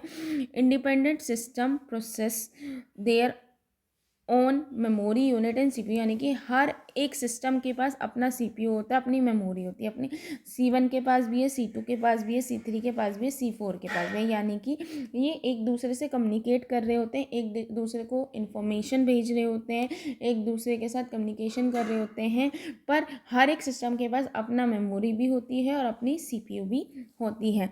इनको हम लूजली कपल सिस्टम भी कहते हैं या डिस्ट्रीब्यूटेड सिस्टम भी कहते हैं। इनका 2 नाम है, या तो लूजली कपल सिस्टम या distributed system. This system process different in size and function. देखिए, ऐसा ज़रूरी नहीं है कि जो C1 है वो उसकी कैपेबिलिटी या उसकी वर्किंग पावर C2 के इक्वल है। हर एक प्रोसेस ज़रूरी नहीं है, अलग अलग उसका भी हो सकता है और सेम उसका भी हो सकता है। यानी कि जो C1 प्रोसेस है वो अलग उसकी कैपेबिलिटी हो सकती है, वो अच्छा मतलब सुपर कंप्यूटर भी हो सकता है, नॉर्मल कंप्यूटर भी हो सकता है, पुराने ज़माने का कंप्यूटर, मतलब कोई भी उसकी कैपेबिलिटी, उसकी वर्किंग पावर सबकी अलग अलग हो सकती है। ऐसा नहीं है कि सारे जितने भी कंप्यूटर इस कम्युनिकेशन नेटवर्क के थ्रू एक दूसरे से कनेक्टेड होते हैं वो सबकी कैपेबिलिटी या सबकी क्या बोल सकते हैं वर्किंग पावर सेम हो, सबकी अलग अलग भी हो सकती है। और उनको दूसरा नाम क्या दिया जाता है, लूजली कपल सिस्टम और डिस्ट्रीब्यूटेड सिस्टम। ठीक है। The major benefit of working with this type of operating system is that it always possible that one user can access the file or software which are not actually present on his system but on other system। मतलब इनका major benefit इस तरह के operating system का use करने का फ़ायदा क्या है कि समझिए कोई फाइल है जो C2 में प्रेजेंट है, मेरे अपने में प्रेजेंट नहीं है, पर मैं चाहती हूँ कि मैं इस फाइल को एक्सेस करूँ या इस इंफॉर्मेशन को एक्सेस करूँ, तो मैं इस इंफॉर्मेशन को एक्सेस कर सकती हूँ। इवन ये फाइल मेरे क्या बोलते हैं मेरे सिस्टम में प्रेजेंट नहीं है, बट सम अदर सिस्टम जो इस नेटवर्क से कनेक्टेड है। यानी कि समझिए ये नहीं है, एक जो कम्युनिकेशन नेटवर्क बना हुआ है, suppose C1 C2 C3 C4 का बना हुआ है, तो C1 C2 की जो भी फाइल्स है उसको एक्सेस कर सकता है, C1 C4 की C3 की जितनी भी फाइल्स है उनको एक्सेस कर सकता है, इवन वो उसके सिस्टम में प्रेजेंट नहीं है। ऐसी C2 सिस्टम जो है C3 C4 C1 की कर सकता है, इवन वो उसमें अवेलेबल नहीं है। ऐसी C4 C1 C3 C2 की एक्सेस कर सकता है, इवन वो उसमें अवेलेबल नहीं है। ठीक है। Remote access is enabled within the device connected with the network. मतलब रिमोट एक्सेस मतलब यानी कि जो चीज़ लोकली C1 के मेमोरी में अवेलेबल नहीं है, किसी और के सिस्टम में अवेलेबल है, उसको वो रिमोटली एक्सेस कर सकता है। इसका एग्जांपल है लोकस एक सिस्टम है जो इस तरह के ऑपरेटिंग सिस्टम पे वर्क करता है। यानी कि इस तरह का ऑपरेटिंग सिस्टम है। ये किस तरह का ऑपरेटिंग है, डिस्ट्रीब्यूटेड ऑपरेटिंग सिस्टम का एग्जांपल है लोकस। यानी कि इसमें इन अ नटशेल आप क्या कह सकते हैं, इस तरह का ऑपरेटिंग सिस्टम, ये डिस्ट्रीब्यूटेड ऑपरेटिंग सिस्टम में क्या होता है, बहुत सारे कंप्यूटर, ऑटोनोमस कंप्यूटर एक दूसरे से कनेक्टेड होते हैं, किसके थ्रू, कम्युनिकेशन नेटवर्क के थ्रू। इनका दूसरा नाम क्या है, लूजली कपल सिस्टम या डिस्ट्रीब्यूटेड सिस्टम। हर एक सिस्टम के खुद की मेमोरी होती है, खुद का CPU होता है। ज़रूरी नहीं है ये जो है सेम साइज़ के हों, सेम फंक्शन के हों, सब अलग अलग साइज़, अलग अलग फंक्शन, अलग अलग कैपेबिलिटी के होते हैं। और सॉरी और ये भी इस तरह के ऑपरेटिंग सिस्टम के साथ ये भी पॉसिबल हो जाता है कि जो फाइल्स या जो डेटा उसके सिस्टम में C1 सिस्टम में अवेलेबल नहीं है सपोज, तो वो रिमोटली किसी और सिस्टम में पड़ी हुई फाइल को एक्सेस कर सकता है। इस तरह के ऑपरेटिंग सिस्टम का नाम है लोकस। ठीक है, चलिए आगे वाले ऑपरेटिंग सिस्टम पे पढ़ते हैं, network operating system. Network operating system, these system run on a server. ये सिस्टम क्या किस पे रन करते हैं, सर्वर क्या होता है, नॉर्मल सा ही कंप्यूटर प्रोग्राम होता है। जो भी आपकी क्लाइंट होता है या जो भी पर्सन होता है, जो भी उसकी रिक्वेस्ट होती है, उस रिक्वेस्ट को ये क्या करता है, फुलफिल करता है। ठीक है, आगे बढ़ते हैं। अब क्या बोलते हैं, and provide the capability to manage data, user group, security, application and other networking function. यानी कि जितने भी ये आपको इस तरह का ऑपरेटिंग सिस्टम कैपेबिलिटी प्रोवाइड करता है कि आप डेटा को, यूज़र्स को, ग्रुप्स को, सिक्योरिटी को, मतलब कि ऑथेंटिकेशन की प्रॉब्लम को, एप्लीकेशन को या कोई भी नेटवर्किंग फंक्शन को आप इजीली मैनेज कर सकते हैं। ये इस तरह के ऑपरेटिंग सिस्टम अलाउ करते हैं कि आप शेयर कर सकें फाइल्स को, प्रिंटर्स को, सिक्योरिटी को, एप्लीकेशन और कोई भी नेटवर्किंग फंक्शन को स्मॉल प्राइवेट नेटवर्क में। यानी कि आप इन्हें मैनेज भी कर सकते हैं और इस तरह के ऑपरेटिंग सिस्टम की वजह से आप जो हैं आप किसी भी फाइल को, प्रिंटर को, किसी भी सिक्योरिटी को या किसी भी एप्लीकेशन को एक दूसरे के साथ शेयर कर सकते हैं। इस तरह के ऑपरेटिंग सिस्टम का एग्जांपल है Microsoft Windows server, 2003 Microsoft Windows server 2008 Unix Linux. ये कुछ एग्जाम्पल हैं इस तरह के ऑपरेटिंग सिस्टम की। ये आपको कैपेबिलिटी प्रोवाइड करता है कि भाई आप जितने भी कोई सिक्योरिटी है, एप्लीकेशंस हैं, इन सब चीज़ों को मैनेज कर सकते हैं। और इन सब एप्लीकेशन को आप एक पीयर का मतलब होता है आपका साथी, मतलब आपका पर्सन, उसको आपके साथ वाला दोस्त, यानी कि आप ये पीयर्स हैं, ये एक दूसरे से कनेक्टेड हैं इस तरह के ऑपरेटिंग सिस्टम में। यानी कि आप एक दूसरे के फाइल्स को देख सकते हैं, सब चीज़ों को कर सकते हैं। ठीक है, अब आता है रियल टाइम ऑपरेटिंग सिस्टम, और ये आपका लास्ट ऑपरेटिंग सिस्टम है। रियल टाइम, रियल टाइम मतलब रोजमर्रा जो हमारा रियल है। This type operating system serve the real time operating system. The time interval required to process and respond to input is very small. यानी कि ऐसा समझिए, आपको अगर ब्रेक्स, एक ये ऑपरेटिंग सिस्टम लगे कहाँ होते हैं। सपोज एक फ़्लाइट जा रही है, फ़्लाइट जो उड़ रही है, उड़ने के बाद उसे लैंड करना है, तो आपके ब्रेक्स तभी लगने चाहिए अगर 1 सेकंड की भी दूरी हो जाएगी या 1 सेकंड में भी रिस्पॉन्स नहीं मिलेगा। जब यूज़र ने इनपुट दिया, मतलब जो पायलट होता है उसने इनपुट दिया कि भाई उसे ब्रेक लगाने हैं, और ब्रेक लगाने के बाद जब उसे ब्रेक लगाने हैं और ब्रेक लगाने के बाद एकदम ब्रेक ना लगे या नीचे वो जो टायर होते हैं वो ना निकले तो क्रैश हो जाएगा। तो यानी कि जो रिस्पॉन्ड हुआ है इनपुट का, और जो रिस्पॉन्ड होता है इनपुट में, यानी कि जैसे कि ऐसा समझो, जो आपने जो भी वर्क बोला है कि आपको करना है और उसका जो इनपुट का रिस्पॉन्ड हो, यानी कि आउटपुट जनरेट हो, उसमें जो डिफरेंस होना चाहिए बहुत कम होना चाहिए। और इसी टाइम इंटरवल को हम क्या बोलते हैं, रिस्पॉन्स टाइम।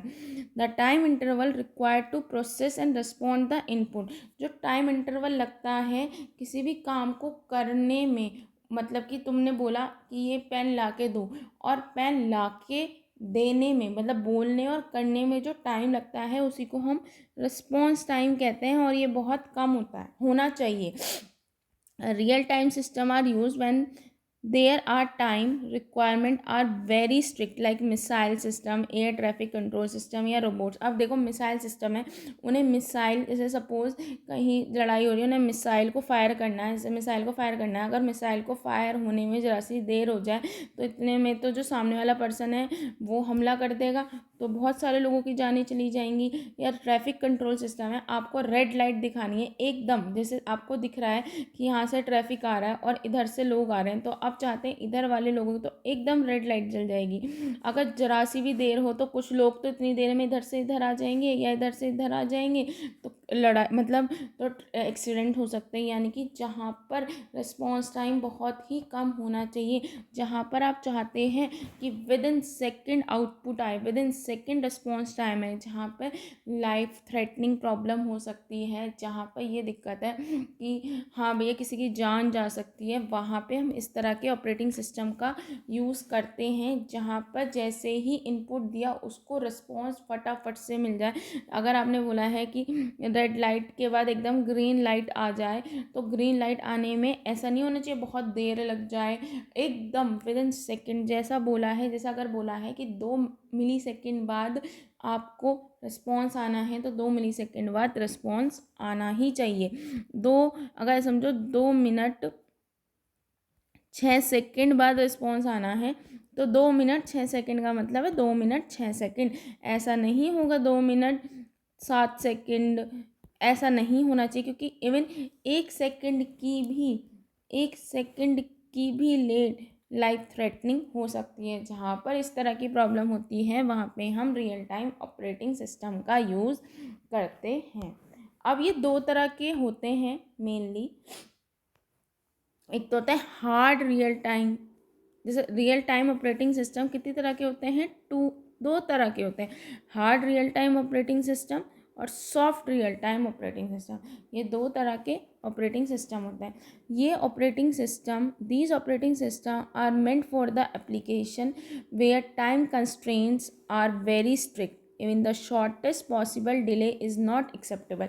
ये ऑपरेटिंग सिस्टम कहाँ पर यूज़ होते हैं? उन एप्लीकेशंस में यूज़ होते हैं जहाँ पर जो टाइम कंस्ट्रेंट है, यानी कि टाइम की जो लिमिटेशन है, यानी कि बहुत ज़्यादा स्ट्रिक्ट है। अगर छोटी से छोटी देरी भी एक्सेप्टेबल नहीं है।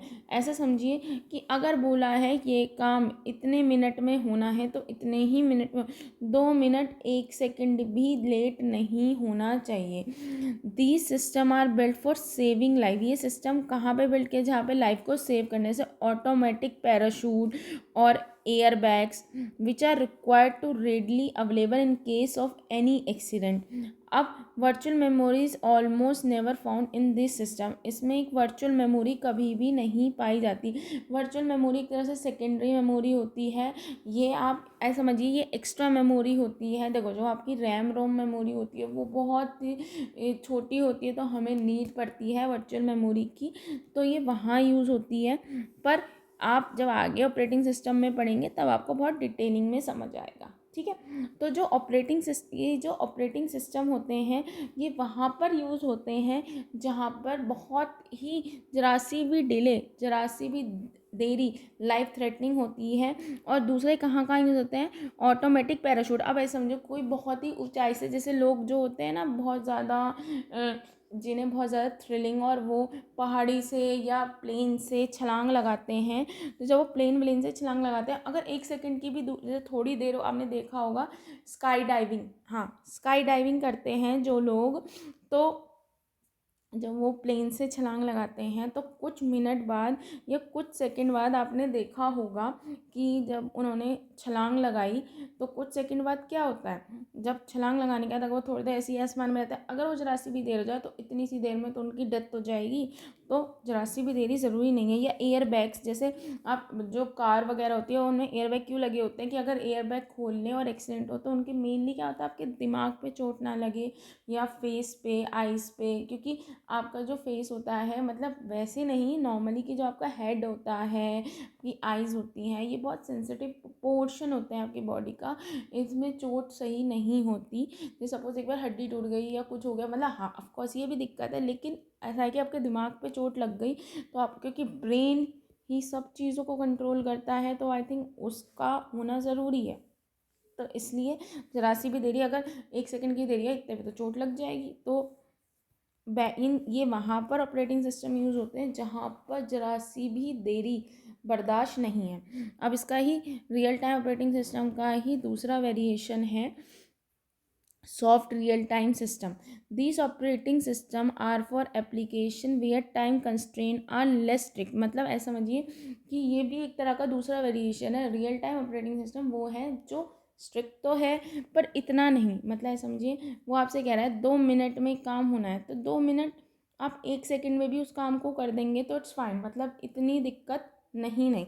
Example of real time operating system जैसे scientific experiment, medical imaging system, industrial control system, weapon system, robots, air traffic, या कुछ भी ऐसे एग्जाम्पल आते हैं जहाँ पे कुछ मिनट की दूरी, कुछ थोड़ी बहुत, मतलब ऐसे समझे, ऐसे भी नहीं जैसे मैंने आपको बताया था वेपन है मिसाइल फायर करनी, ऐसे भी नहीं कि 1 मिनट 2 मिनट और बहुत ज़्यादा मिनट की भी नहीं, कुछ कुछ कुछ थोड़ी सी, बहुत ही थोड़ी सी। अब मैं आपसे बोला 2 मिनट में काम करना है तो आप 2 मिनट 10 सेकंड में नहीं कर सकते, बहुत बहुत ही माइनर सा अगर आप चेंज करेंगे तो इट्स फाइन।